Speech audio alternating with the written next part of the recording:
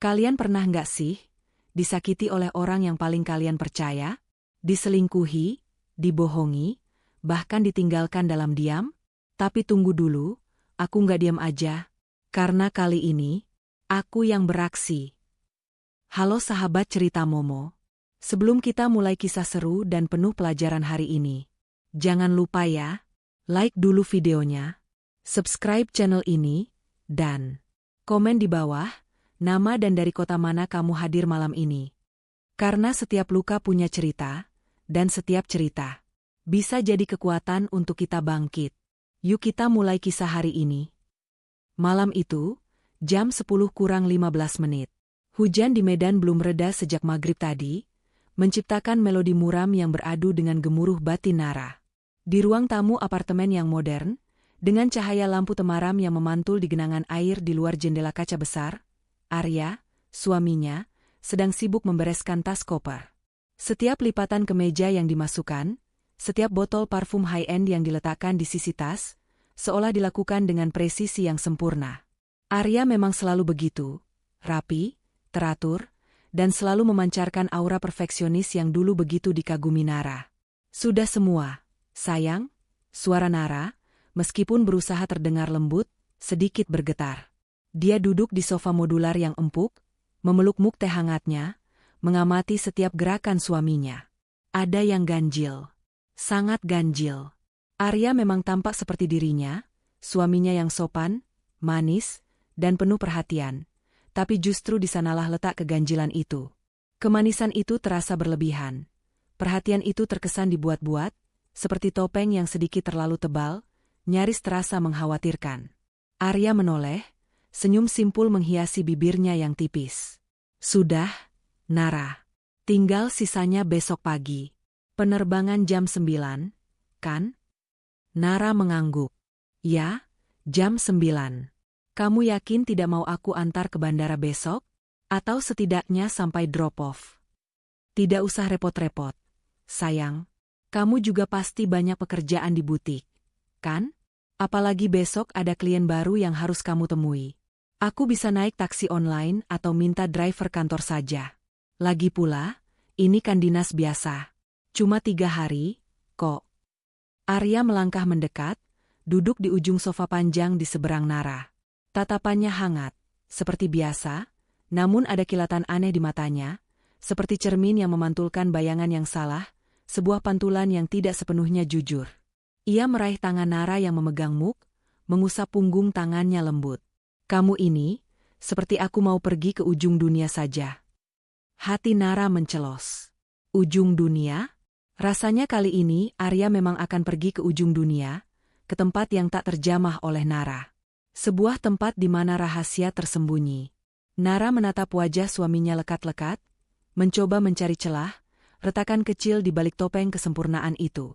Matanya yang coklat gelap memancarkan keteduhan, seperti danau di pagi hari, namun ada kerutan halus di antara alisnya, sebuah tanda kecemasan yang tak bisa disembunyikan sepenuhnya, bahkan dari dirinya sendiri. Aku hanya khawatir, Arya. Kamu kan tahu, kamu selalu ceroboh kalau pergi sendiri. Nara berusaha bercanda, meskipun hatinya seperti terpilin.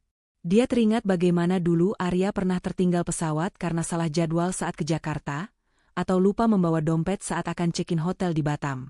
Tapi kali ini, tidak ada kecerobohan sama sekali.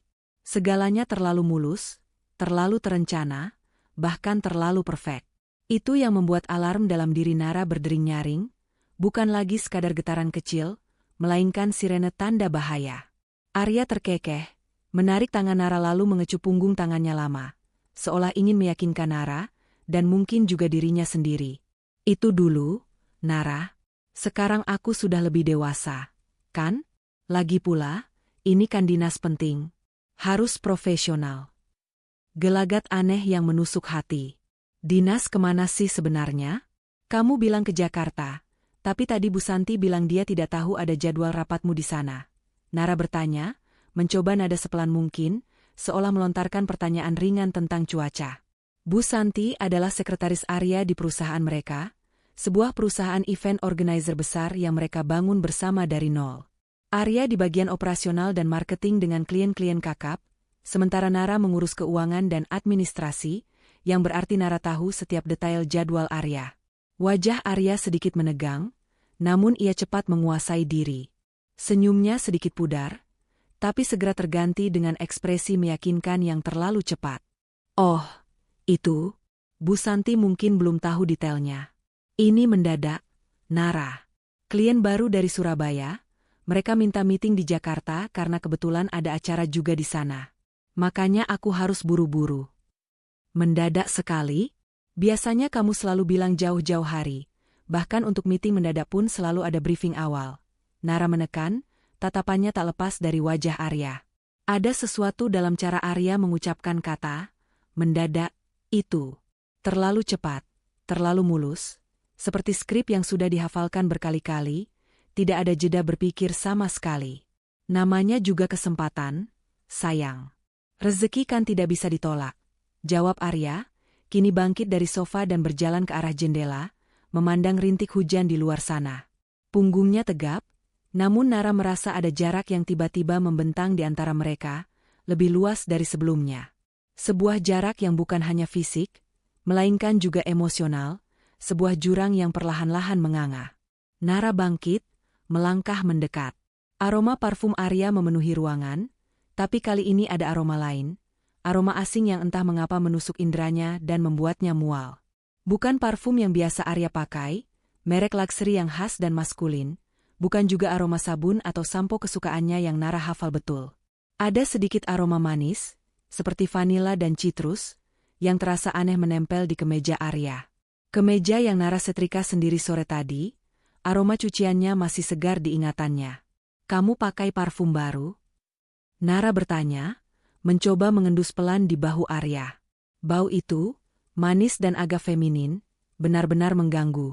Arya sedikit terkesiap, lalu mundur selangkah, menghindar dari hidung Nara. Oh, ini? Iya, dapat dari klien kemarin. Lumayan, kan? Aromanya beda. Ia tertawa canggung, tawa yang terdengar lebih seperti nervous daripada gembira. Nara hanya mengangguk. Namun kecurigaannya semakin kuat, mengakar dalam benaknya seperti gulma liar. Arya tak pernah menyukai parfum yang manis. Ia selalu lebih suka aroma woody atau muski yang maskulin, yang kuat, yang menunjukkan karakternya. Aroma vanila itu adalah aroma parfum wanita yang sering Nara cium di pusat perbelanjaan kelas atas. Parfum yang dipakai oleh wanita yang ingin menarik perhatian. Keheningan yang penuh arti. Malam itu berlanjut dalam keheningan yang penuh arti. Arya kembali sibuk dengan kopernya, memeriksa barang bawaannya berulang kali seolah ada sesuatu yang tersembunyi di sana, sesuatu yang ia takutkan akan terlihat oleh Nara. Sesekali ia melirik Nara, senyumnya tetap terpasang, namun matanya memancarkan kegelisahan yang nyata, seperti rusa yang terperangkap dalam sorot lampu. Nara, di sisi lain, pura-pura fokus pada ponselnya, menggulir layar tanpa arti. Namun seluruh indranya bekerja keras menganalisis setiap gerak-gerik suaminya, setiap perubahan kecil dalam nada suara dan ekspresi wajahnya. Dia memperhatikan bagaimana Arya tiba-tiba menjadi sangat protektif terhadap ponselnya. Dulu, ponsel Arya selalu tergeletak begitu saja di meja, bahkan seringkali tidak dikunci, karena Nara tidak pernah punya alasan untuk memeriksa. Sekarang, ponsel itu selalu digenggam erat, atau diletakkan dalam posisi terbalik di atas meja, layarnya selalu menghadap ke bawah. Nara juga menyadari bahwa Arya menjadi lebih sering memeriksa jam tangannya. Bahkan sesekali melihat layar ponselnya diam-diam, seperti sedang menghitung mundur waktu, atau menunggu sebuah pesan penting. "Kamu sudah makan?" tanya Nara, memecah kesunyian yang mencekam. "Sudah tadi di luar, sama Pak Hadi," jawab Arya cepat, terlalu cepat. "Kamu sendiri belum makan, kan? Kenapa tidak makan saja dulu?" Nara mengangguk. "Nanti saja. Aku tidak terlalu lapar." Nyatanya, tenggorokannya tercekat, dan nafsu makannya hilang entah kemana. Pak Hadi, Nara tahu semua rekan kerja Arya, semua klien mereka, semua partner bisnis. Tidak ada yang namanya Pak Hadi di tim mereka. Arya tahu Nara akan mengetahui jika ia berbohong. Atau mungkin, Arya tidak peduli lagi. Pikiran itu menghantam Nara seperti gelombang dingin, membuatnya bergidik hingga ke tulang sumsum. Apakah ini tanda bahwa Arya sudah tidak peduli lagi dengan konsekuensi kebohongannya? Kecurigaan ini bukan hanya tentang kebohongan kecil atau aroma parfum. Ini adalah tentang perubahan dalam diri Arya yang terlalu drastis, terlalu cepat, dan terlalu mencurigakan. Senyum yang terasa dipaksakan, sentuhan yang terasa hampa, dan serangkaian kebohongan kecil yang terucap begitu mudah dari bibir suaminya. Semua itu menunjuk pada satu kesimpulan yang mengerikan, Arya tidak pergi sendiri. Nara teringat bisikan seorang teman lama yang bekerja sebagai detektif swasta. Kalau pria terlalu manis dan perhatian mendadak, apalagi saat mau pergi jauh, hati-hati, Ra. Itu bisa jadi tanda mereka merasa bersalah, atau menutupi sesuatu yang besar. Dulu, Nara menertawakan itu, menganggapnya hanya drama sinetron murahan. Malam ini, ia ingin berteriak memaki bisikan itu karena kini menjadi kenyataan yang menyakitkan. Arya akhirnya menutup resleting kopernya. Suara, klik, dari resleting itu terasa seperti suara penutup sebuah kotak Pandora. Ia berbalik, menghampiri Nara, dan memeluknya erat. Pelukan itu terasa hangat, seperti biasa, namun ada sesuatu yang hampa di baliknya, sebuah kekosongan yang tak bisa diisi. Nara memejamkan mata, mencoba menahan air mata yang mendesak, rasa perih yang begitu nyata. Dia tahu, ini bukan perpisahan biasa. Ini adalah awal dari sesuatu yang buruk, sebuah babak baru dalam hidupnya yang mungkin akan mengubah segalanya, menghancurkan fondasi rumah tangga yang selama ini ia bangun dengan susah payah. Aku berangkat besok pagi. Kamu hati-hati di rumah ya, sayang, bisik Arya di telinga Nara, suaranya terdengar begitu tulus, nyaris meyakinkan. Nara hanya mengangguk, terlalu takut untuk berbicara, takut jika suaranya akan pecah dan mengkhianati emosinya. Kata-kata itu, yang seharusnya menenangkan, justru seperti racun yang merayap di pembuluh darahnya. Dia mencium aroma manis vanila dan citrus itu lagi, dan kali ini, itu bukan sekadar parfum. Itu adalah aroma pengkhianatan yang baru saja dimulai, sebuah jejak yang tak bisa dihapus. Nara tahu, jauh di lubuk hatinya, bahwa suaminya, Arya, tidak pergi dinas sendirian. 3 hari berlalu. Sepi. Itulah kata yang paling tepat menggambarkan suasana apartemen Nara di Medan. Biasanya, pagi hari adalah waktu tersibuk di rumah mereka. Arya akan sibuk dengan rutinitas paginya, menyiapkan pakaian, sesekali melontarkan godaan atau gurauan pada Nara yang sedang menyiapkan sarapan. Aroma kopi dan roti panggang akan memenuhi udara, diselingi tawa dan obrolan ringan. Namun kini, yang ada hanyalah keheningan. Nara bangun sendirian di tempat tidur yang terasa terlalu luas, sarapan sendiri di meja makan yang terasa terlalu besar, dan pergi bekerja ke butiknya tanpa suara perpisahan dari Arya. Senyum Nara terasa hambar di depan cermin. Ia sudah mencoba meyakinkan dirinya sendiri bahwa kecurigaan malam itu hanyalah efek dari kelelahan, atau mungkin overthinking karena terlalu mencintai Arya. Ia bahkan sempat berpikir untuk meminta maaf pada Arya sekembalinya nanti, karena telah berburuk sangka. Namun, ada kerikil di hatinya yang tak bisa disingkirkan. Aroma parfum vanila dan citrus itu, kebohongan tentang Pak Hadi, ponsel yang dijaga ketat, semua itu terus berputar di benaknya, menggerogoti ketenangan yang coba ia bangun. Pagi itu, di butiknya yang terletak di salah satu kawasan elit di Medan, Nara sedang sibuk memilah kain untuk koleksi terbaru. Bunyi notifikasi di ponselnya memecah konsentrasi. Itu adalah notifikasi dari aplikasi mobile banking suaminya. Nara dan Arya memang memiliki akses penuh ke rekening masing-masing, sebuah bentuk kepercayaan dan transparansi dalam rumah tangga mereka. Biasanya, notifikasi ini hanya berisi transaksi pengeluaran kantor atau kebutuhan rumah tangga biasa. Namun, kali ini, yang muncul di layar ponselnya membuat napas Nara tercekat. Tagihan aneh yang mencurigakan.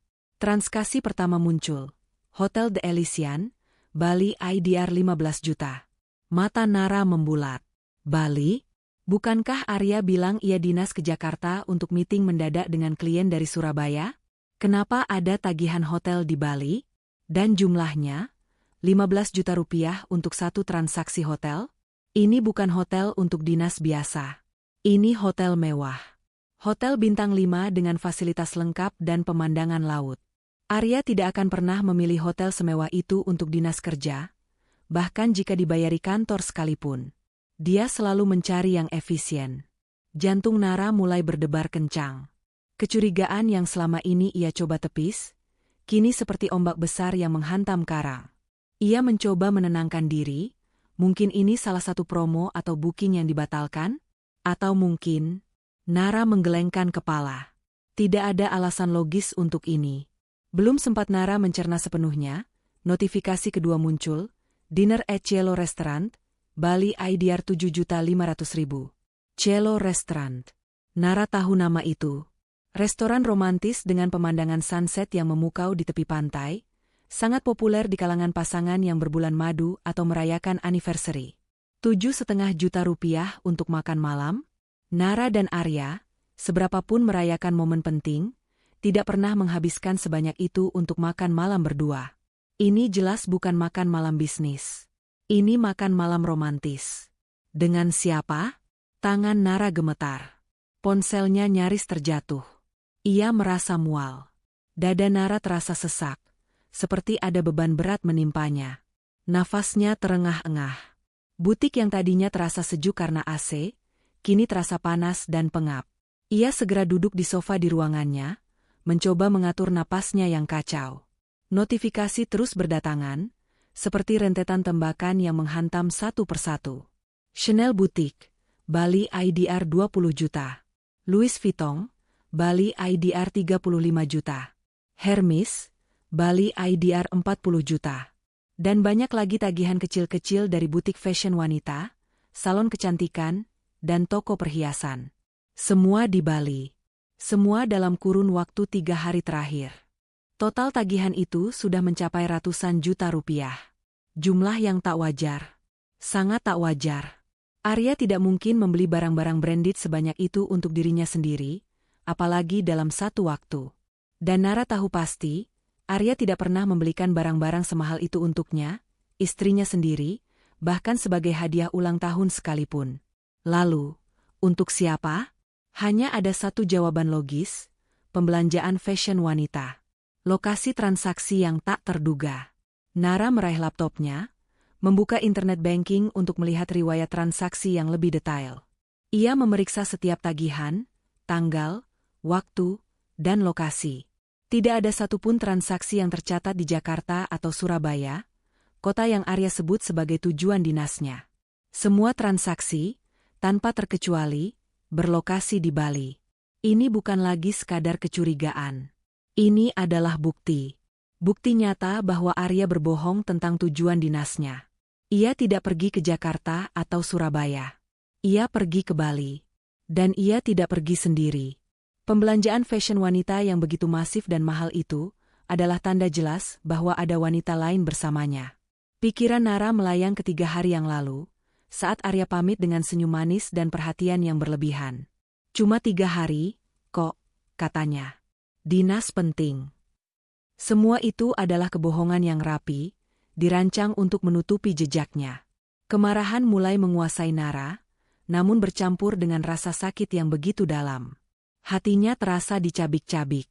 Ia telah memberikan segalanya untuk Arya, dari nol. Ia percaya sepenuhnya. Tapi apa balasan Arya? Pengkhianatan. Ia merasa bodoh, begitu mudah dibohongi oleh pria yang selama ini ia sebut suaminya, belahan jiwanya. Nara kembali melihat detail transaksi. Hotel The Elysian, check-in pada hari Arya berangkat. Cielo Restaurant, makan malam romantis di hari kedua. Pembelanjaan gila-gilaan di butik branded pada hari ketiga. Semua tersusun rapi, seperti kronologi sebuah liburan mewah. Otaknya berputar cepat. Jika Arya di Bali, mengapa ia berbohong? Siapa wanita itu? Dan mengapa ia menghabiskan uang sebanyak ini? Uang yang sebagian besar adalah hasil jerih payah Nara juga, karena perusahaan ini dibangun bersama. Rasa sakit itu kini berganti menjadi tekad dingin. Tekad untuk mencari tahu kebenaran, sekompleks apapun itu. Nara bangkit, melangkah ke jendela besar butiknya, memandang keramaian lalu lintas di jalanan Medan yang padat. Air mata akhirnya tumpah, namun bukan air mata kesedihan yang putus asa. Ini adalah air mata kemarahan, kekecewaan, dan sebuah janji. Janji pada dirinya sendiri bahwa ia tidak akan diam. Pengkhianatan ini tidak akan dibiarkan begitu saja. Ia mengeluarkan ponselnya lagi, mencari tahu tentang Hotel The Elysian, Bali. Luxury resort with private pools and stunning ocean views. Lalu ia mencari Cielo Restaurant. Fine dining with spectacular sunset views, perfect for showplace. Setiap gambar yang muncul di layar, setiap ulasan yang ia baca, seperti bilah pisau yang menghujam hatinya. Gambar-gambar pasangan yang berpelukan, berciuman di depan meja makan romantis, atau berenang di kolam renang pribadi. Arya melakukan ini semua dengan wanita lain. Ponsel di tangannya bergetar lagi. Notifikasi terakhir. Pembelian tiket pesawat first class, internasional IDR 80 juta. Mata Nara melebar. Internasional? Bukan Bali lagi. Tiket pesawat first class 2 arah. Tujuannya adalah sebuah kota di Eropa. Dunia Nara runtuh seketika. Bali hanya transit atau babak pemanasan? Suami yang baru 3 hari pergi dinas, kini ternyata sudah merencanakan liburan mewah ke luar negeri, ke Eropa, dengan wanita lain? Ini bukan hanya selingkuh. Ini adalah penghinaan besar. Nara tidak lagi merasakan mual atau sesak. Yang ada hanyalah rasa dingin yang menusuk, yang membekukan seluruh emosinya. Wajah Arya, senyum palsunya, janji-janji manisnya, semua terlintas di benaknya, berubah menjadi bayangan mengerikan. Nara menarik napas dalam-dalam, mengusap air matanya dengan punggung tangan. Cukup. Drama ini harus segera berakhir. Ia tidak akan membiarkan dirinya hancur oleh pengkhianatan ini. Ia akan bangkit. Dan Arya, serta wanita itu, akan membayar mahal. Air mata sudah mengering di pipi Nara, digantikan oleh tatapan kosong yang perlahan mengeras. Kemarahan masih bergemuruh di dalam dirinya, namun kini bercampur dengan rasa dingin yang aneh. Itu bukan lagi kemarahan yang membakar dan membuat impulsif, melainkan kemarahan yang membeku, yang membuatnya berpikir jernih dan strategis. Butik yang ramai terasa sepi, suara bising kota di luar jendela seolah lenyap, hanya menyisakan denyut jantungnya sendiri yang berpacu. Nara tahu, ia tidak bisa membiarkan emosi menguasainya. Ini bukan waktunya untuk histeris atau konfrontasi frontal. Ini waktunya untuk bertindak. Tenang, Nara. Tenang, bisiknya pada diri sendiri, suaranya parau. Ia menarik napas dalam-dalam, mencoba meredakan badai yang berkecamuk di dadanya. Ia telah mencurahkan seluruh hidupnya, seluruh energinya untuk Arya dan pernikahan mereka. Ia tidak akan membiarkan pengkhianatan ini menghancurkannya. Justru sebaliknya, ini akan menjadi titik baliknya. Nara adalah wanita yang cerdas dan terorganisir. Sebagai tulang punggung keuangan dan otak di balik administrasi perusahaan event organizer mereka, ia tahu setiap detail, setiap celah, dan setiap informasi yang berhubungan dengan aset dan pergerakan Arya. Perusahaan itu adalah hasil jerih payah mereka berdua, namun Naralah yang memegang kendali penuh atas sistem dan keuangan. Ini adalah kartu asnya. Mengumpulkan jejak digital. Langkah pertama Nara adalah mengumpulkan bukti yang tak terbantahkan. Bukti yang bisa membungkam Arya dan pelakornya. Ia tidak akan gegabah. Ia akan menyusunnya dengan rapi, seolah sedang menyiapkan presentasi bisnis terpenting dalam hidupnya. Ia kembali ke meja kerjanya, menyalakan komputer. Otaknya bekerja dengan kecepatan penuh. Pertama, akses log GPS mobil Arya. Mobil itu adalah kendaraan operasional perusahaan, dan sebagai pemilik bersama, Nara memiliki hak penuh untuk mengakses semua datanya. Ia tahu Arya sering lupa mematikan pelacak GPS, menganggapnya hal sepele. Dengan beberapa klik mahir, Nara masuk ke sistem pelacakan kendaraan mereka. Data lokasi mobil Arya 3 hari terakhir muncul di layar. Seperti yang sudah ia duga, tidak ada jejak mobil di Jakarta atau Surabaya. Data GPS menunjukkan bahwa mobil itu terparkir di Bandara Internasional Kuala Namu, Medan, sejak pagi di hari Arya berangkat. Setelah itu, tidak ada pergerakan. Artinya, Arya tidak mengendarai mobil itu sendiri kemana-mana. Dia langsung menuju bandara, naik pesawat, dan meninggalkan mobilnya di sana. Ini mengonfirmasi keberangkatan Arya ke lokasi yang bukan dinasnya. Selanjutnya, Nara beralih ke ranah media sosial. Ia tahu kebiasaan Arya yang agak narsis, suka memamerkan kesuksesannya. Dan ia juga tahu, orang yang suka pamer seringkali berinteraksi dengan orang-orang yang juga suka pamer. Jika Arya pergi dengan seorang wanita, ada kemungkinan besar wanita itu juga aktif di media sosial, dan mungkin akan memamerkan liburannya. Nara mulai mencari. Ia memeriksa daftar teman-teman Arya di berbagai platform, mencari profil-profil yang belakangan ini menunjukkan aktivitas liburan yang mewah. Ia juga mencoba mencari berdasarkan lokasi dan waktu, mengandalkan insting wanita dan sedikit keberuntungan. Butuh waktu beberapa jam, namun akhirnya, teka-teki itu mulai tersusun.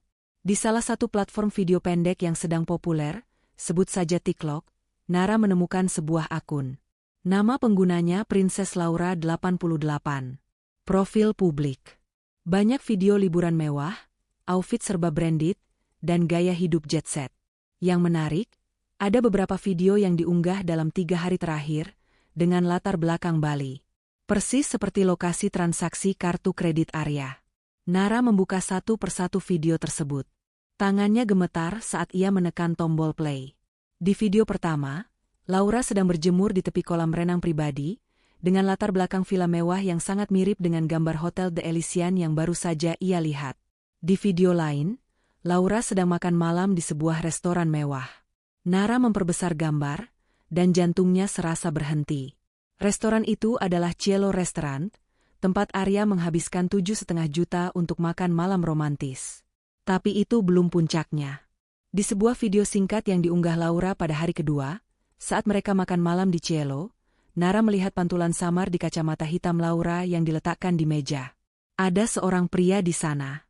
Siluetnya memang tidak terlalu jelas, tapi postur tubuhnya, potongan rambutnya, Nara mengenali itu. Itu adalah Arya. Di video lain, Laura sedang berpose di dalam butik fashion mewah, mencoba berbagai pakaian. Di belakangnya, berdiri seorang pria yang tampak sedang memegang beberapa tas belanja. Pria itu menoleh sekilas ke arah kamera. Jelas sekali, itu Arya.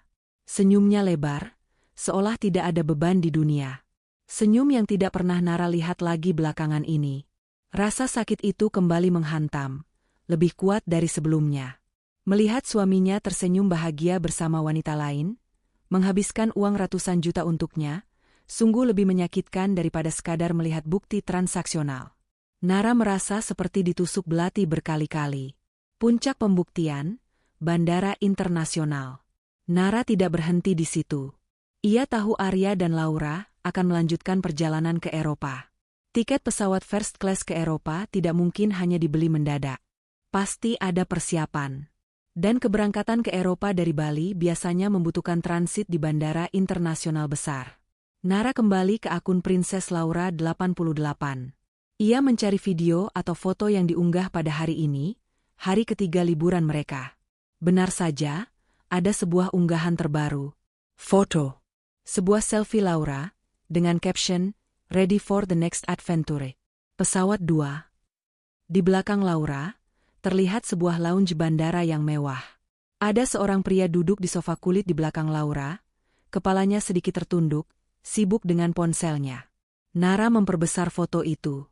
Jantungnya berdebar kencang. Pria itu Arya.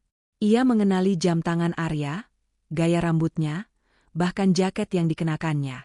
Pria itu jelas adalah suaminya. Dan lounge bandara itu, dengan interior dan desain khasnya, Nara kenali dari pengalaman travelingnya sendiri. Itu adalah lounge Bandara Internasional, salah satu hub penerbangan besar di Asia. Bukan Jakarta, bukan pula Surabaya. Ini adalah tempat transit mereka sebelum terbang jauh ke Eropa. Bukti itu sudah lengkap. Sebuah kronologi yang tak terbantahkan. Dari log GPS mobil Arya di Kuala Namu, ketagihan kartu kredit di Bali, video-video kemesraan Arya dan Laura di Bali, hingga foto mereka berdua di lounge Bandara Internasional. Semuanya menunjuk pada satu kesimpulan. Arya telah mengkhianatinya, pergi berlibur mewah dengan wanita lain, dan kini sedang dalam perjalanan menuju petualangan baru di luar negeri.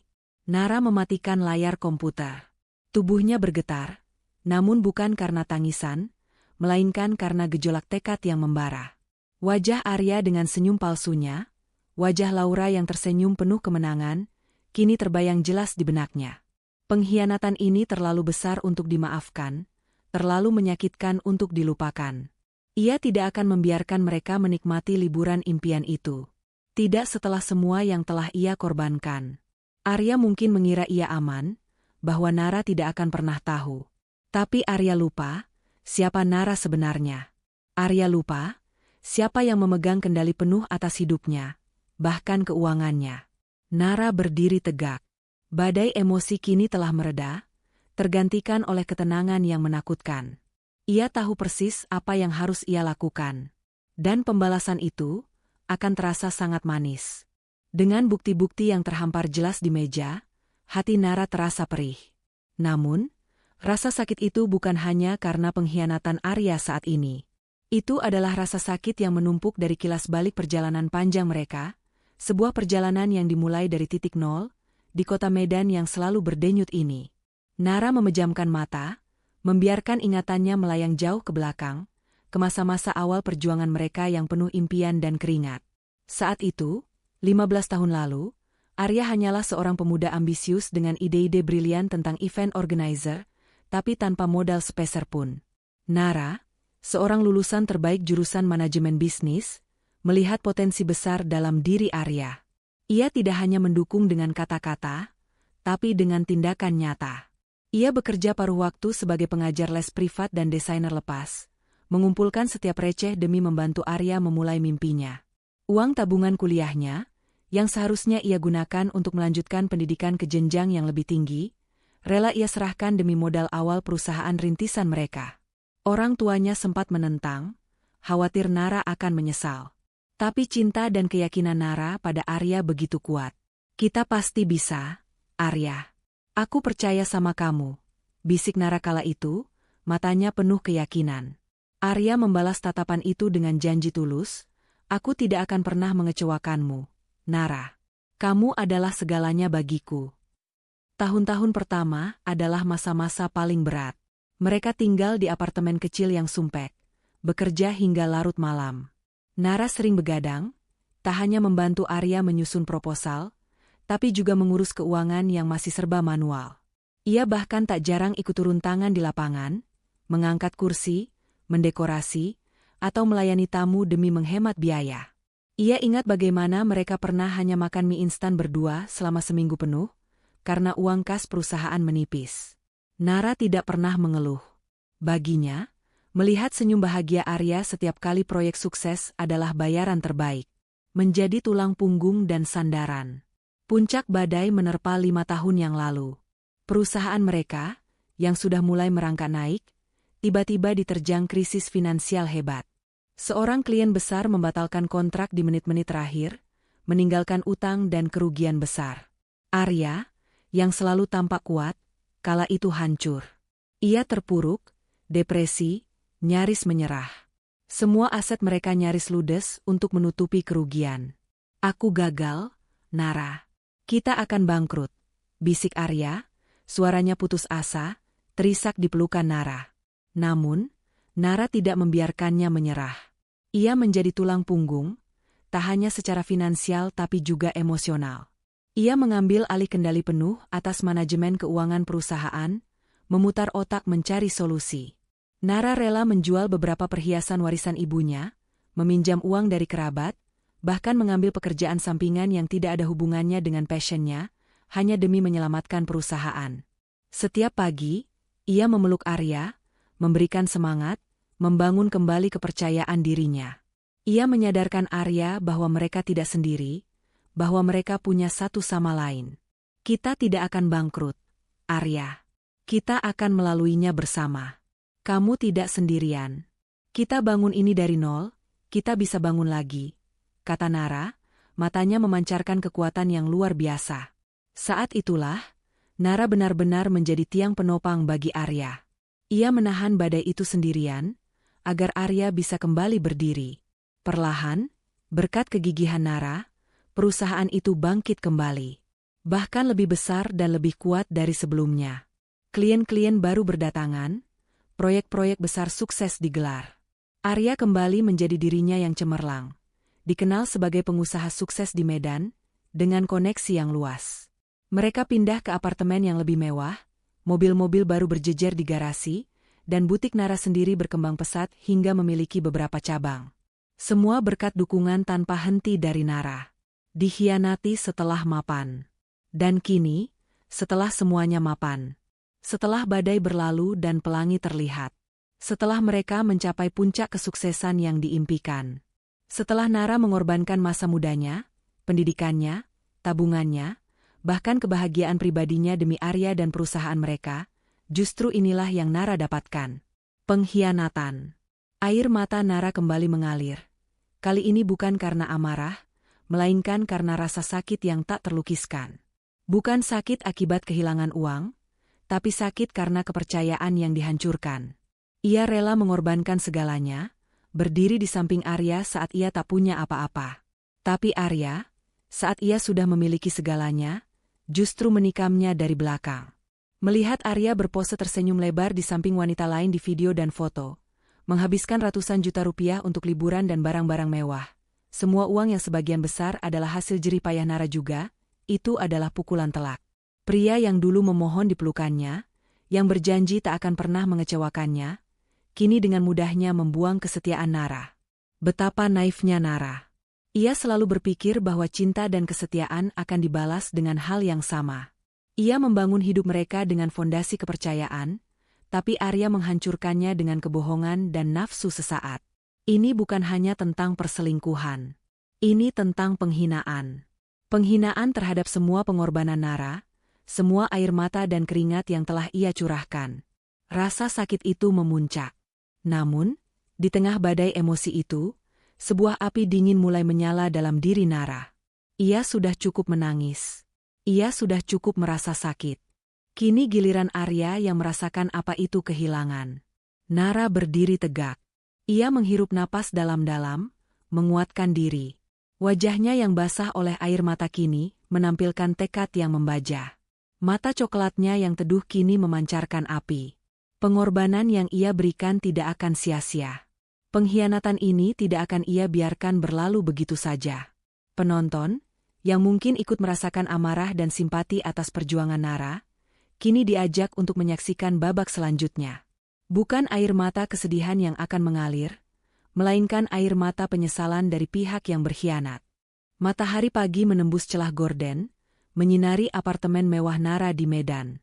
Biasanya, pagi hari adalah waktu yang penuh semangat baginya, saat ia bergegas menyiapkan diri untuk hari yang produktif di butiknya. Namun hari ini, Nara bergerak dengan ketenangan yang menakutkan, seperti air danau yang membeku di permukaan, namun menyimpan arus kuat di bawahnya. Tidak ada lagi jejak air mata, tidak ada lagi histeria. Yang ada hanyalah tekad baja dan rencana yang matang.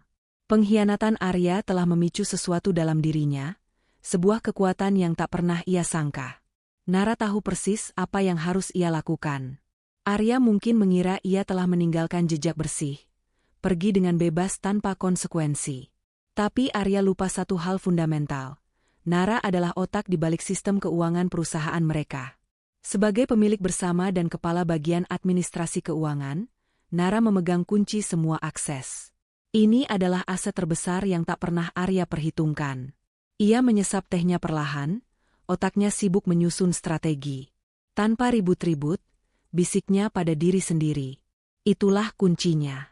Nara tidak akan membiarkan dirinya jatuh ke dalam perangkap drama dan emosi yang Arya mungkin harapkan. Ia akan bergerak senyap, menghantam telak di saat yang paling tidak terduga, dan dengan cara yang paling efektif. Pembalasan ini akan elegan, mematikan, dan tanpa suara. Membekukan akses finansial. Langkah pertama Nara adalah mengambil alih kendali penuh atas semua aset finansial Arya. Ia duduk di depan laptopnya, jari-jarinya menari di atas keyboard dengan kecepatan dan ketepatan seorang ahli. Ini adalah wilayahnya, tempat ia berkuasa. Ia mulai dengan menghubungi bank tempat Arya dan perusahaan mereka memiliki rekening. Nara memperkenalkan diri sebagai pemilik usaha dan istri dari Arya, memberikan semua data yang diperlukan untuk verifikasi. Suaranya tenang dan tegas, tidak sedikit pun menunjukkan gejolak emosi yang baru saja ia alami. Saya ingin memblokir sementara semua rekening atas nama Arya Pratama, baik rekening pribadi maupun rekening yang terhubung dengan perusahaan kami, kata Nara pada petugas customer service bank. Petugas bank terdengar terkejut. Maaf, Bu, apakah ada masalah? Pemblokiran rekening membutuhkan alasan yang kuat. Nara menarik napas. Tentu saja ada masalah. Ada indikasi penggunaan dana perusahaan yang tidak sesuai prosedur dan merugikan, yang dilakukan oleh Arya Pratama selaku Chief Operating Officer.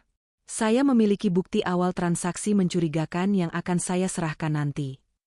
Nara menggunakan terminologi bisnis yang formal dan lugas, membuat petugas bank tidak punya pilihan selain memproses permintaannya. Sebagai pemilik usaha yang sah, Nara memiliki otoritas penuh. Petugas bank meminta waktu untuk melakukan verifikasi internal. Nara sabar menunggu. Dalam hitungan menit, konfirmasi datang. Baik, Bu. Pemblokiran rekening atas nama Arya Pratama, baik rekening pribadi maupun rekening operasional yang terkait, sudah kami lakukan. Kartu debit dan kartu kredit utama juga sudah kami bekukan. Untuk akses gaji bulanan, apakah juga perlu dibekukan, Bu? Ya. Bekukan semuanya, jawab Nara tegas, tanpa keraguan sedikitpun.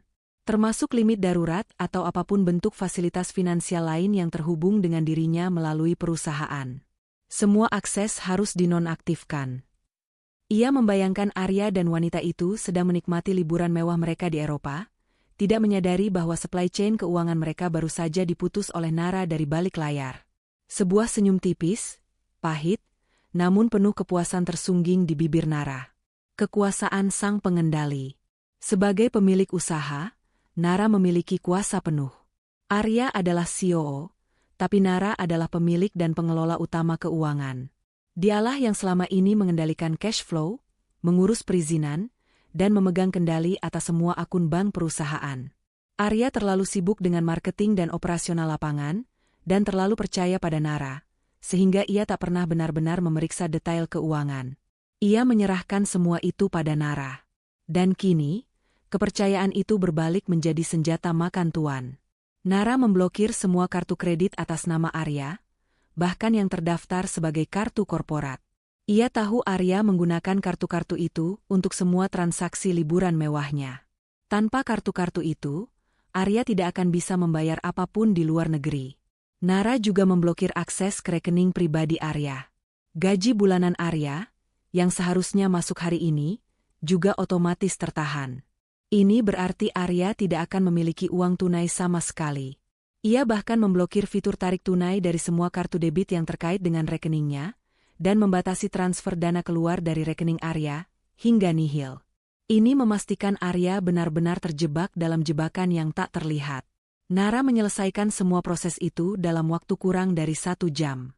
Semuanya berjalan mulus, tanpa hambatan, karena ia memiliki semua otorisasi dan alasan yang kuat secara hukum. Tidak ada drama, tidak ada pertengkaran, hanya tindakan yang presisi dan menghancurkan. Setelah memastikan semuanya terkunci rapat, Nara menghela napas panjang.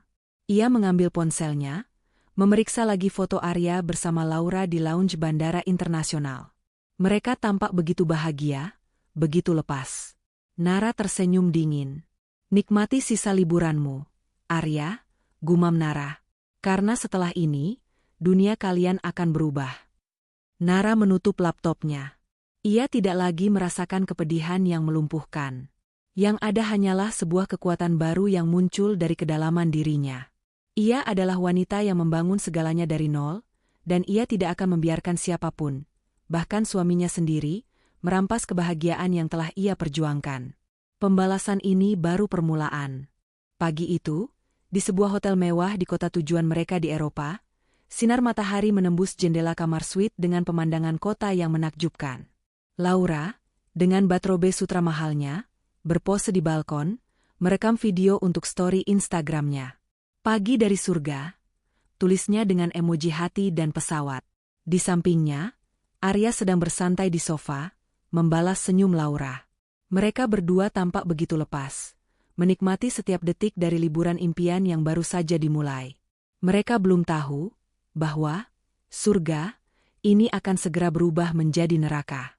Setelah sarapan mewah di restoran hotel, Arya dan Laura bersiap untuk check out. Hari itu mereka berencana terbang ke kota lain, melanjutkan petualangan Eropa mereka. Arya melangkah ke meja resepsionis dengan gaya angkuh, menyerahkan kartu kreditnya. Senyumnya lebar, seolah ia adalah tamu paling penting di hotel itu.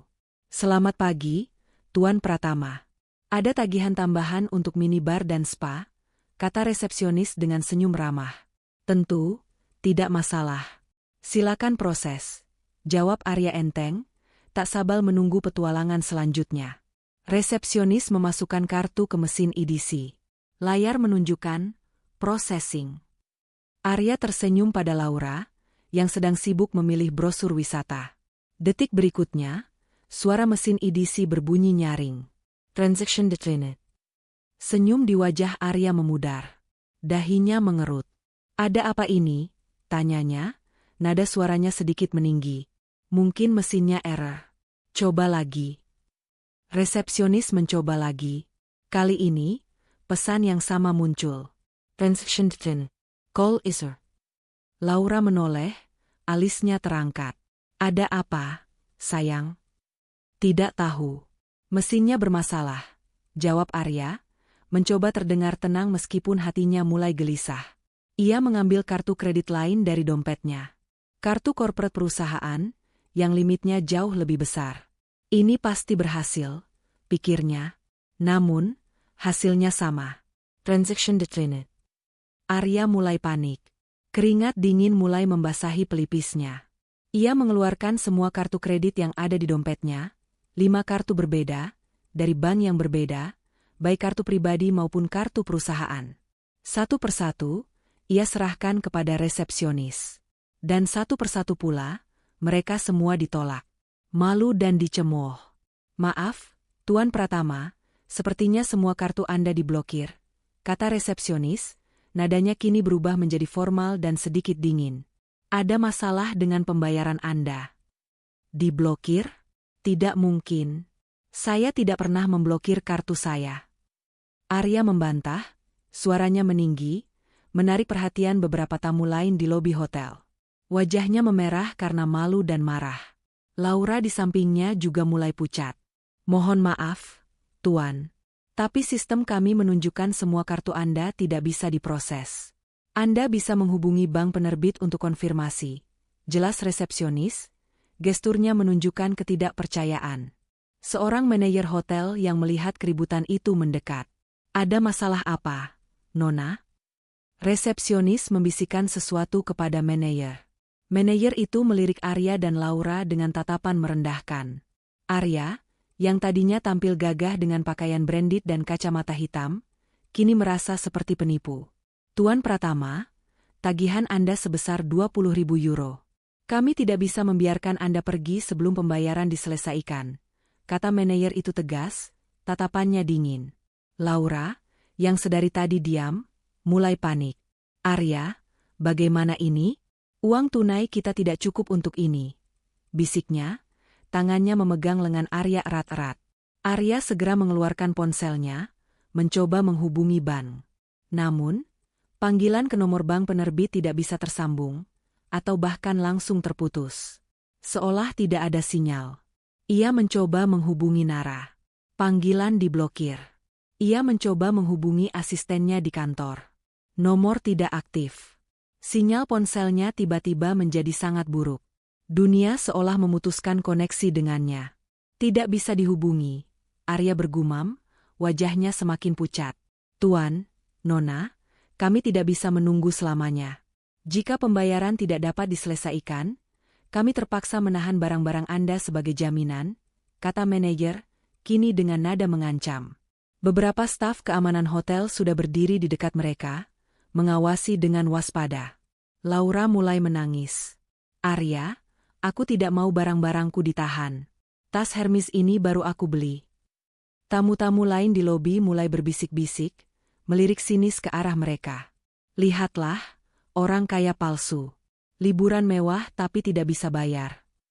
Pasti penipu." Bisikan-bisikan itu menusuk telinga Arya dan Laura, membuat mereka merasa semakin kecil dan hina. Arya, yang selalu menjaga citranya, kini merasa hancur.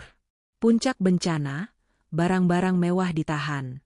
Situasi semakin memburuk. Setelah berdebat sia-sia, Dan Arya tak juga bisa menghubungi siapapun. Manajer hotel mengeluarkan perintah. Amankan barang-barang mereka, kata manajer itu pada staf keamanan. 2 orang petugas keamanan mendekat. Laura menjerit saat koper-koper mewah mereka, tas-tas belanjaan branded yang baru dibeli di Bali, serta semua perhiasan yang ia pamerkan di media sosial, disita dan dibawa ke ruang penyimpanan hotel. Mereka juga diminta menyerahkan paspor mereka sebagai jaminan tambahan. Tidak. Jangan sentuh tasku. Itu mahal. Laura meronta, namun diabaikan. Tas Hermes yang ia pamerkan dengan bangga kini dipegang kasar oleh petugas keamanan, seolah tak bernilai. Arya, yang biasanya dominan dan tenang, kini berdiri terpaku, merasa lumpuh. Ia tidak pernah membayangkan dirinya akan berada dalam situasi seperti ini. Dicemooh, dipermalukan di hadapan umum, barang-barang disita, dan paspor ditahan. Semua ini terjadi di sebuah negara asing, ribuan kilometer dari rumah. Ia merasa seperti pecundang. Ini tidak mungkin terjadi, bisik Arya, tak percaya. Ia teringat percakapan terakhir dengan Nara, senyum palsunya, dan kecurigaan di mata istrinya. Apakah Nara yang melakukan ini? Tapi bagaimana bisa? Tidak mungkin. Nara tidak mungkin sekejam itu. Manajer hotel menatap mereka dengan tatapan jijik. Tuan dan Nona, Anda bisa tetap di sini sampai pembayaran diselesaikan. Atau, Anda bisa pergi, tapi semua barang Anda akan kami tahan sampai tagihan dilunasi. Kami akan mengizinkan Anda menggunakan satu kamar standar jika Anda mau, tapi fasilitas lain tidak bisa diakses. Arya dan Laura hanya bisa menunduk malu. Mereka yang tadinya berbangga memamerkan liburan mewah, kini hanya bisa merasakan kehinaan. Mereka telah menjadi tontonan, objek ejekan dan bisikan-bisikan sinis. Dunia mereka yang penuh kemewahan dan kesenangan, tiba-tiba runtuh begitu saja. Ini baru hari ketiga liburan mereka yang seharusnya berlanjut ke Eropa. Mereka terjebak, tanpa uang, tanpa kartu, tanpa barang-barang mewah, dan tanpa akses komunikasi. Bencana telah dimulai. Dan ini baru babak awalnya. Arya dan Laura kini terdampar di lobi hotel mewah itu, perasaan malu dan panik merayapi setiap sendi mereka. Barang-barang mewah mereka telah disita, paspor ditahan, dan semua kartu pembayaran mereka ditolak. Mereka seperti gelandangan kaya, mengenakan pakaian desainer mahal, namun tak punya daya sedikitpun. Bisikan-bisikan sinis para tamu hotel semakin menusuk, membuat Laura tak henti-hentinya meneteskan air mata. Bagaimana ini, Arya? Isak Laura, suaranya pecah. Ia mencengkeram lengan Arya erat-erat. Aku tidak mau tidur di jalanan. Kita harus pulang. Cepat hubungi Nara, dia pasti punya cara. Arya sudah mencoba. Berulang kali ia mendial nomor Nara, nomor asisten pribadinya, bahkan nomor kantor yang ia hafal di luar kepala. Namun hasilnya nihil. Semua panggilan diblokir, tidak tersambung, atau hanya berdering kosong. Sinyal ponselnya pun mendadak hilang timbul, seolah sengaja diputus dari dunia luar. Ia tidak menyadari bahwa ia telah masuk ke dalam jaring yang dipasang Nara. Sudah aku coba, Laura, tidak ada yang bisa dihubungi. Arya membentak, frustrasi. Ia mengacak rambutnya kasar. Rasa panik mulai berubah menjadi kemarahan pada diri sendiri. Ini semua tak mungkin terjadi jika ia tidak terbujuk rayuan Laura untuk liburan gila-gilaan ini. Mereka akhirnya menyerah pada tawaran hotel untuk menempati kamar standar yang pengap, jauh di lantai bawah. Kamar itu terasa seperti sel penjara dibandingkan suite mewah yang baru saja mereka tempati. Tak ada lagi minibar, tak ada pemandangan kota, dan yang terpenting, tak ada lagi akses internet hotel gratis. Mereka benar-benar terisolasi. Panggilan putus asa. Arya terus mencoba. Ia mencari jaringan wifi publik, berharap bisa menghubungi siapapun di Medan. Setelah berjam-jam mencoba di berbagai kafe dan toko, ia akhirnya menemukan koneksi yang lumayan stabil di sebuah restoran cepat saji. Jantungnya berdebar kencang. Ini kesempatannya. Ia kembali mencoba menghubungi Nara melalui panggilan WhatsApp. Kali ini, panggilan tersambung. Arya merasakan sedikit lega, namun langsung digantikan oleh ketegangan. Ia menunggu, tangannya berkeringat. Ponsel Nara berdering panjang. Jantung Arya serasa mau copot. Apakah Nara akan mengangkatnya? Di sisi lain, Nara sedang duduk santai di butiknya di Medan. Ponselnya berdering, menampilkan nama kontak, Arya. Senyum dingin tersungging di bibirnya. Ia melihat panggilan itu, membiarkannya berdering, menikmati setiap detak kegelisahan yang mungkin dirasakan Arya di ujung sana. Ia tahu Arya pasti panik. Ia tahu Arya pasti kebingungan. Ini adalah bagian dari rencananya. Nara hanya melihat notifikasi, tidak mengangkatnya sama sekali. Setelah beberapa saat, panggilan itu terputus. Tak lama kemudian, sebuah notifikasi panggilan video masuk. Dari Arya. Nara tersenyum sinis. Arya pasti sangat putus asa jika sampai melakukan video call. Nara membiarkannya berdering, membiarkan Arya dan Laura melihat bahwa ia ada, ponselnya aktif, namun ia memilih untuk tidak mengangkatnya. Arya di Eropa melihat handphonenya terus berdering, namun tidak diangkat oleh Nara. Di sebelahnya, Laura mulai menangis histeris. Angkat, Arya. Cepat angkat. Kita bisa mati di sini. Dia tidak mengangkatnya. Aku sudah mencoba berkali-kali. Arya balas membentak, semakin frustrasi. Laura meraih ponsel Arya, mencoba menelepon Nara dari ponsel Arya. Nara, ini aku, Laura, tolong kami. Kami terjebak di sini. Arya tidak tahu apa-apa. Dia bilang kamu tidak akan tahu. Ternyata kamu yang pegang semua. Suara Laura penuh keputusasaan, permohonan maaf yang tersirat di tengah kepanikannya. Ia menyadari sepenuhnya bahwa Nara adalah kunci segalanya. Arya telah berbohong padanya, mengatakan bahwa Nara tidak akan pernah curiga, bahwa Nara tidak tahu apa-apa soal keuangan mereka. Nara, melihat panggilan video dari Arya dan mendengar suara Laura yang histeris dari kejauhan ponsel, hanya tersenyum tipis. Ia membiarkan Laura berteriak, membiarkan Arya melihat bahwa ia menyaksikan kekacauan itu. Kemudian, dengan satu sentuhan ibu jari, Nara menekan tombol blokir nomor. Bukan hanya memblokir panggilan, tapi juga memblokir kontak Arya secara permanen dari daftar ponselnya. Kemudian ia memblokir nomor Laura juga. Keheningan yang mematikan.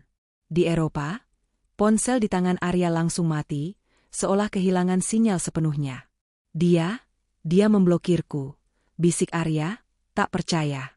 Wajahnya pias. Laura terhuyung mundur. Dia memblokirmu? Tidak mungkin. Bagaimana kita bisa pulang? Bagaimana kita bisa bayar hotel? Aku tidak punya uang sepeser pun. Dia memblokir semua rekeningku. Arya bergumam, seolah baru menyadari kenyataan pahit itu. Semua kartu yang ditolak, semua panggilan yang diblokir.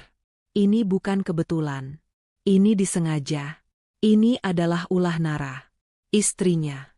Wanita yang selama ini ia anggap lemah lembut dan penurut. Laura menatap Arya dengan tatapan penuh tuduhan. Kau bilang padaku dia tidak akan tahu apa-apa. Kau bilang dia tidak mengerti soal keuangan. Kau menipuku, Arya. Ini semua salahmu. Laura mulai memukuli dada Arya, histeris. Ia tidak peduli lagi dengan citra atau kemewahan. Yang ia inginkan hanyalah keluar dari neraka ini. Arya tak sanggup membantah. Semua kebohongan yang ia ucapkan pada Laura, semua jaminan palsu tentang betapa bodohnya Nara dalam urusan bisnis, kini berbalik menghantamnya. Laura benar. Ia telah berbohong, tidak hanya pada Nara, tapi juga pada Laura. Dan Nara, dengan satu gerakan senyap, telah membalasnya dengan cara yang paling kejam, memutus semua akses ke dunia yang nyaman.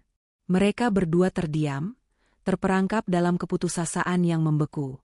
Tidak ada yang bisa mereka hubungi, tidak ada uang, tidak ada jalan keluar.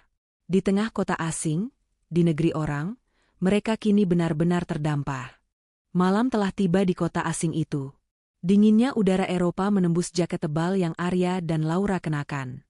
Mereka tidak lagi berada di kamar hotel standar yang sempit, apalagi suite mewah. Setelah berjam-jam berdebat dengan pihak hotel yang tak bergeming, dan tak ada solusi pembayaran yang ditemukan, mereka akhirnya diusir dari lobi. Hotel itu tidak lagi mengizinkan mereka berada di dalam, khawatir mereka akan menimbulkan masalah. Paspor mereka masih ditahan sebagai jaminan utang. Arya dan Laura kini berjalan tanpa arah di trotoar yang ramai. Koper-koper mewah mereka telah disita, menyisakan hanya tas tangan kecil Laura yang berisi dompet kosong, ponsel Arya yang mati, dan beberapa barang pribadi yang tersisa. Mereka yang tadinya berbangga memamerkan outfit branded dan gaya hidup jet set, kini terlihat seperti orang tersesat, dengan tatapan kosong dan langkah gontai. Aku lapar. Arya, Laura merengek, suaranya lemah.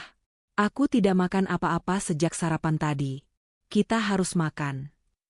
Arya menoleh ke arah restoran-restoran di sekeliling mereka.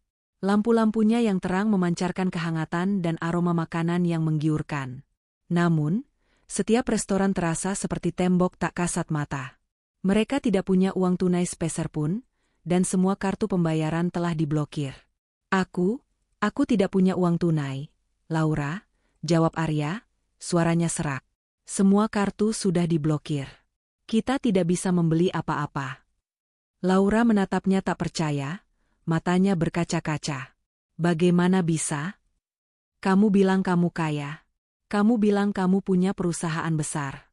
Ini semua bohong, kan? Laura meninju bahu Arya dengan lemah, amarah dan keputusasaan bercampur aduk. Kau menjanjikan liburan impian, tapi sekarang kita seperti gelandangan. Arya tidak bisa membantah. Semua kebohongan dan janji manisnya pada Laura kini berbalik menjadi ludah pahit di wajahnya sendiri. Ia adalah pengusaha sukses. Namun kini ia terdampar di negeri orang, tak punya uang sepeser pun. Semua kemewahan yang ia nikmati selama ini, semua kekayaan yang ia banggakan, seolah lenyap dalam sekejap mata. Mengemis belas kasihan. Perut mereka keroncongan, dan rasa lapar mulai menggerogoti. Kedinginan dan keputusasaan membuat mereka semakin terpojok. Mereka mencoba mencari mesin ATM, berharap ada sisa uang tunai yang bisa ditarik. Namun semua kartu ditolak. Mereka bahkan mencoba menjual jam tangan Arya, namun tidak ada yang mau membelinya di tengah malam di pinggir jalan. Kita harus mendapatkan uang. Arya, sedikit saja untuk makan. Laura putus asa. Dengan rasa malu yang amat sangat, Arya dan Laura mulai melakukan hal yang tak pernah terbayangkan oleh mereka. Mengemis. Mereka mendekati beberapa turis, mencoba menceritakan kisah palsu tentang kehilangan dompet dan kartu, meminta sedikit uang untuk makan. Maaf, kami turis yang sedang kesulitan. Bisakah Anda bantu kami dengan sedikit uang untuk makan? Arya mencoba. Beberapa orang mengacuhkan mereka, beberapa lainnya menatap curiga. Ada yang melirik pakaian branded mereka yang kusut, seolah mengejek ironi situasi mereka. Beberapa orang bahkan tertawa sinis. Arya, yang biasa dihormati dan disegani, kini diremehkan dan dicibir. Rasa harga dirinya hancur berkeping-keping. Laura, dengan wajah yang sudah sembab dan rambut acak-acakan, mencoba cara lain. Ia duduk di pinggir jalan, memeluk lututnya, menangis terseduh-seduh. Ia berharap ada orang yang iba melihatnya. Namun, di kota besar yang sibuk, tidak banyak yang peduli dengan penderitaan orang asing. Ini semua gara-gara kamu, Arya. Kenapa kamu tidak bisa menyelesaikan masalah ini? Laura menjerit, suaranya parau karena menangis. Arya menatap Laura, yang tadinya ceria dan mempesona, kini menjadi wanita yang histeris dan penuh amarah. Cinta mereka, yang konon mekar di tengah kemewahan, kini layu dan busuk di tengah penderitaan. Mereka berdua saling menyalahkan, saling melampiaskan frustrasi. Mereka akhirnya menemukan sebuah bangku kosong di taman kota, basah karena hujan ringan tadi. Dengan tubuh lelah dan perut kosong, mereka duduk di sana, menunduk malu. Mereka yang tadinya pamer liburan mewah di media sosial, kini hanya bisa meringkuk kedinginan, seperti gelandangan yang kehilangan arah. Terjebak dan tak ada jalan pulang. Bukan hanya masalah makanan dan tempat tinggal. Masalah terbesar mereka adalah bagaimana caranya pulang. Tanpa uang, tanpa kartu, dan tanpa paspor, mereka tidak bisa membeli tiket pesawat. Mereka terjebak di negara asing ini. Arya terus mencoba menghubungi Nara, berharap ada belas kasihan terakhir. Namun, ponselnya tetap mati. Ia tahu Nara sudah memblokir semuanya. Nara pasti sudah tahu. Nara pasti melakukan ini semua. Rasa takut dan penyesalan mulai merayapi benaknya. Dia tahu, Laura, bisik Arya, suaranya nyaris tak terdengar. Nara tahu semuanya. Dia yang memblokir semua rekeningku. Dia yang melakukan ini. Laura membelalakan mata, antara kaget dan marah. Kau bilang dia bodoh. Kau bilang dia tidak tahu apa-apa. Ternyata dia wanita iblis. Bukan iblis. Arya menggumam, dia orang yang aku khianati setelah dia mengorbankan segalanya untukku. Malam itu terasa sangat panjang. Mereka tidak bisa tidur, dihantui rasa lapar, dingin, malu, dan keputusasaan. Mereka berdua, yang tadinya adalah sepasang kekasih yang dimabuk asmara dan kemewahan, kini menjadi dua orang asing yang terjebak dalam neraka yang diciptakan oleh pengkhianatan mereka sendiri. Liburan impian itu telah berubah menjadi mimpi buruk yang tak berujung. Pagi itu, Arya dan Laura terbangun di bangku taman yang dingin dan basah oleh embun. Mereka tidak bisa tidur nyenyak, dihantui rasa lapar, dingin, dan ketidakpastian. Wajah mereka kusut, pakaian lusuh, dan aura kemewahan yang dulu melekat telah sepenuhnya lenyap, digantikan oleh keputusasaan. Mereka tahu mereka harus mencari cara untuk keluar dari situasi ini. Mereka mencoba kembali ke hotel, berharap bisa berbicara lagi dengan manajer, menawarkan janji pembayaran. Namun, kali ini, sambutan yang mereka terima jauh lebih dingin. Tuan Pratama, sudah saya sampaikan kemarin. Tagihan Anda belum dilunasi, kata resepsionis dengan nada datar, nyaris tanpa emosi. Hotel kami sudah melaporkan masalah ini kepada pihak berwenang. Anda gagal bayar. Jantung Arya mencelos. Melaporkan? Apa maksudnya?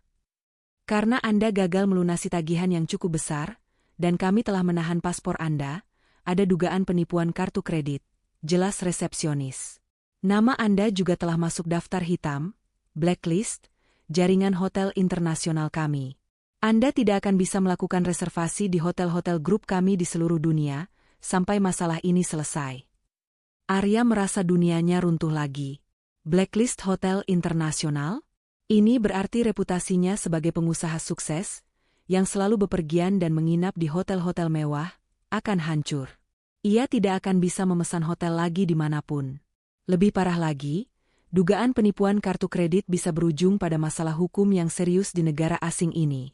Penipuan? Tidak mungkin. Ini hanya masalah teknis. Arya mencoba membela diri, namun suaranya terdengar lemah dan tidak meyakinkan.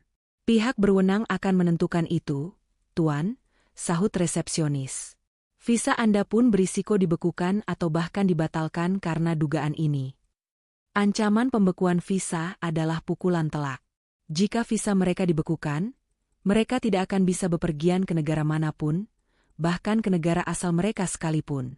Mereka akan terjebak di sini, tanpa status hukum yang jelas. Laura, yang mendengar itu, langsung histeris. Apa? Visa dibekukan? Aku tidak mau dipenjara di sini, Arya. Ini semua gara-gara kamu. Aku tidak mau ditahan. Laura berteriak, air matanya deras mengalir. Ia memukul-mukul dada Arya, tidak peduli lagi dengan siapapun yang melihat. Retaknya hubungan. Ketegangan di antara Arya dan Laura mencapai puncaknya. Semua kemesraan dan cinta yang mereka pamerkan di media sosial, kini sirna sepenuhnya. Yang tersisa hanyalah tuduhan, kepanikan, dan rasa saling menyalahkan. Ini salahmu. Kau yang bilang Nara tidak akan tahu apa-apa. Kau bilang dia wanita penurut yang tidak mengerti bisnis. Ternyata dia dalangnya. Dia monster. Laura menyalahkan Arya. Arya tak bisa membantah. Semua memang salahnya.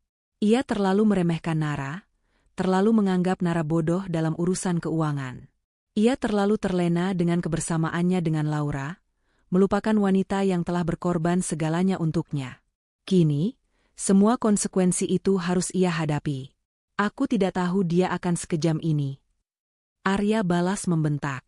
Aku tidak menyangka dia bisa memblokir semuanya. Kejam? Apa yang kau harapkan, Arya? Kau berselingkuh denganku, menghabiskan uang ratusan juta, dan kau kira istrimu akan diam saja.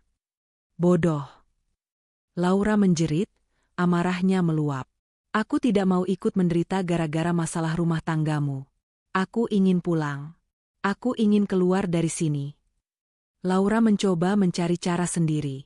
Ia mencoba mendekati beberapa turis, menawarkan untuk melakukan apa saja asalkan ia bisa mendapatkan uang untuk tiket pulang. Ia bahkan mencoba mencari kedutaan besar Indonesia, berharap bisa mendapatkan bantuan.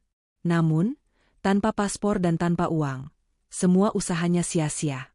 Puncaknya, Laura mengatakan sesuatu yang membuat hati Arya mencelos. Aku ingin kabur sendiri, Arya. Aku tidak mau lagi bersamamu. Kau tidak punya apa-apa. Kau penipu. Perkataan itu bagaikan belati yang menusuk jantung Arya. Ia menyadari, Laura tidak pernah benar-benar mencintainya. Laura hanya mencintai uang dan kemewahan yang bisa Arya berikan. Sekarang, setelah Arya tak punya apa-apa, Laura langsung meninggalkannya begitu saja. Hubungan mereka, yang dibangun di atas dasar pengkhianatan dan fatamorgana kemewahan, kini retak menjadi kepingan-kepingan tak berarti. Mereka pun berpisah. Laura pergi mencari jalannya sendiri, berharap bisa menemukan jalan keluar tanpa Arya. Arya tertinggal sendirian, di kota asing, tanpa uang, tanpa kartu, tanpa paspor, tanpa teman, dan kini tanpa Laura. Ia benar-benar sendirian, terpuruk dalam kehinaan dan penyesalan yang mendalam. Arya tahu, ini semua adalah ulah Nara, istrinya. Wanita yang ia hianati. Ia tidak bisa lagi menyalahkan siapapun kecuali dirinya sendiri. Ia hanya bisa pasrah, menunggu belas kasihan, atau mungkin keajaiban, agar bisa keluar dari neraka yang ia ciptakan sendiri. Berbulan-bulan kemudian, setelah melalui serangkaian proses hukum yang rumit di negara asing, dibantu oleh beberapa kenalan lama yang berbelas kasihan melihat kondisinya, Arya akhirnya bisa pulang ke Indonesia. Ia tiba di Bandara Internasional Kuala Namu, Medan, bukan dengan penerbangan first class yang dulu ia banggakan, melainkan dengan penerbangan ekonomi, mengenakan pakaian lusuh yang sama seperti saat ia terdampar, dan hanya membawa sebuah koper kecil. Ia tidak lagi memancarkan aura pengusaha sukses. Wajahnya cekung, matanya lesu, dan seluruh tubuhnya memancarkan kehinaan. Laura? Ia tidak tahu lagi kabar wanita itu setelah mereka terpisah. Laura menghilang entah kemana, meninggalkan Arya sendirian menghadapi semua kekacauan. Dari bandara, Arya naik taksi online, uang hasil pinjaman dari kenalan. Tujuannya hanya satu, rumahnya, apartemen yang dulu ia tinggalkan dengan senyum palsu. Sepanjang perjalanan, otaknya terus berputar, memikirkan bagaimana menghadapi Nara. Ia sudah menyiapkan ribuan kata maaf, janji-janji manis, dan alasan-alasan klise.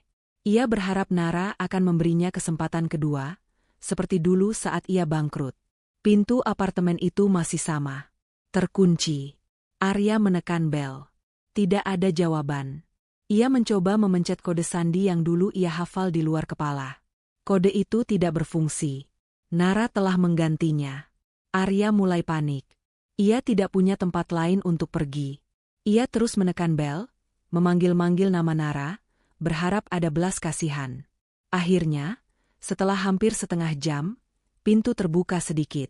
Bukan Nara, melainkan Bibi Ijah, asisten rumah tangga mereka, yang membuka pintu dengan wajah datar. "Ada apa, Tuan Arya?" tanya Bibi Ijah, nadanya dingin dan tidak ramah. Tidak ada lagi sapaan hangat atau senyum seperti dulu. "Nara? Nara ada di rumah, Bei?" tanya Arya, suaranya serak. Bibi Ijah menggeleng. "Nyonya sedang tidak ada. Beliau sedang di luar kota untuk urusan bisnis." Arya merasa putus asa. "Bisakah aku masuk, Bei? Aku sudah lama tidak pulang." Bibi Ijah menatapnya dengan tatapan kasihan, namun tetap profesional. "Nyonya berpesan, Tuan tidak diizinkan masuk tanpa seizin beliau. Ini titipan dari Nyonya." Bibi Ijah menyodorkan sebuah kunci dan secari kertas. "Ini kunci rumah lama, Nyonya bilang Tuan bisa tinggal di sana sementara." Arya meraih kunci itu dengan tangan gemetar. Rumah lama mereka, apartemen kecil yang sumpek tempat mereka memulai segalanya. Nara membiarkannya kembali ke titik nol. Penolakan yang menghancurkan harga diri. Minggu demi minggu berlalu. Arya terpaksa tinggal di apartemen lamanya, sendirian, tanpa uang, dan tanpa pekerjaan. Perusahaannya kini sepenuhnya dikelola oleh Nara. Arya bahkan tidak bisa mendapatkan informasi apapun tentang operasionalnya. Nara telah memastikan semua aksesnya terputus. Ia mencoba menghubungi Nara lagi, setiap hari, tanpa henti. Berharap Nara akan berubah pikiran. Ponselnya masih diblokir. Ia mencoba mengirim pesan melalui email, namun tidak ada balasan. Setiap kali ia datang ke butik Nara, ia selalu diusir dengan sopan namun tegas oleh staf keamanan. Nara tidak ingin menemuinya. Hingga suatu sore, Arya mendapatkan kabar bahwa Nara akan berada di butik utama untuk sebuah event penting. Ini adalah kesempatannya. Dengan pakaian terbaik yang masih tersisa, yang sudah tampak usang, Arya datang ke butik. Ia menerobos kerumunan wartawan dan tamu VIP, berharap bisa bertemu Nara. Nara berdiri di tengah butiknya yang megah, memancarkan aura kesuksesan dan ketenangan. Gaun yang dikenakannya memeluk siluet tubuhnya dengan sempurna, rambutnya tertata rapi, dan senyumnya tipis, penuh wibawa. Ia tampak jauh lebih bahagia, lebih kuat, dan lebih memesona dari sebelumnya. Arya mendekat, lututnya terasa lemas. Nara, maafkan aku. Ia bersimpuh di hadapan Nara, tak peduli dengan tatapan mata semua orang yang melihat. Air mata mengalir deras di pipinya. Aku mohon, Nara, beri aku kesempatan kedua. Aku salah. Aku menyesal. Aku hancur tanpamu. Suara isakan Arya memecah keramaian butik. Kamera wartawan langsung menyorot mereka. Para tamu berbisik-bisik, menyaksikan drama yang tak terduga. Nara menatap Arya. Tatapannya dingin, tak ada sedikit pun kehangatan atau simpati. Ia tidak menunduk, tidak memalingkan wajah, tidak sedikit pun menunjukkan emosi. Ia hanya berdiri tegak, membiarkan Arya bersujud di kakinya. Setelah beberapa saat yang terasa abadi, Nara berbicara. Suaranya tenang, jelas, dan mengalun indah, namun mengandung kekuatan yang menghancurkan. Aku bukan balas dendam, Arya, kata Nara, matanya menatap lurus ke depan, tidak sedikit pun menengok ke arah Arya yang bersujud. Aku hanya membalas sesuai porsi. Ia berhenti sejenak, membiarkan kata-kata itu meresap. Para hadirin menahan napas. Kau pergi tanpa izin, lanjut Nara, suaranya naik sedikit, namun tetap terkontrol.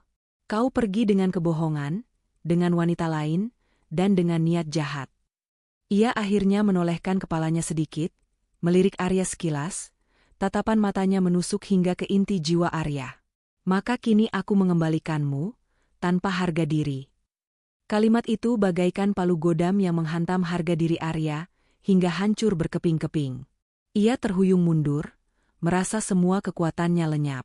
Nara telah membalasnya dengan cara yang paling kejam, bukan dengan amarah atau teriakan, melainkan dengan ketenangan yang mematikan dan tindakan yang presisi.